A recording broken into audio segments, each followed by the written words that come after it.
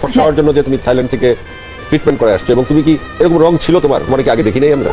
এইবার সাকিব খানের প্রথম স্ত্রী অপু বিশ্বাসকে সাবান পানি দিয়ে ধুয়ে দিলেন উপস্থাপক শাহরিয়ার নাজিম জয়। ন্যাশনাল টিভি চ্যানেলে এত বড় অপমান যেন সহ্যই করতে পারছেন না আমাদের মেগাস্টারের স্ত্রী অপু বিশ্বাস।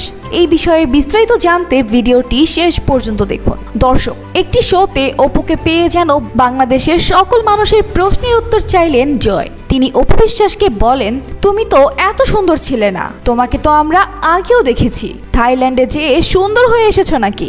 জয়ের এই প্রশ্নে একেবারেই ঘাবড়ে যায় অপু বিশ্বাস এবং নিজেকে জয়ের বোন দাবি করে বিষয়টি পাশ কাটাতে চাইলে জয় সরাসরি জানিয়ে দেয় অপু বিশ্বাস মোটেই তার বোন নয়। যদিও এই ব্যাপারটি একদমই ভালোভাবে নেয়নি অপু ভক্তরা, তবে অপু হেটার্সরা তো বেজায় খুশি হয়ে গেছে অপুর এমন অপমান দেখে, আর তাই তারা সোশ্যাল মিডিয়া জুড়ে অপু বিশ্বাসের পুরনো ছবিগুলো শেয়ার করেই যাচ্ছে, যেখানে অপুর স্কিন মোটেই বর্তমানের মতো ছিল না। সকলেই অপুকে প্লাস্টিক বলে ট্রোল করেই যাচ্ছে। সকলেই বলছে অপু বিশ্বাস নিজেকে পরিবর্তন করেছে আবার সিনেমা করার জন্য, তবে তার সেই বয়স আর নেই।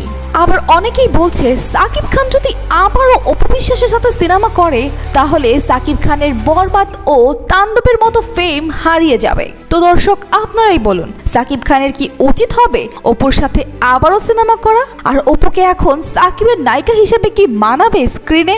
অবশ্যই কমেন্টে জানাবেন। আর এরকমই আপডেট নিউজ পেতে চোখ রাখুন স্টার কথায়।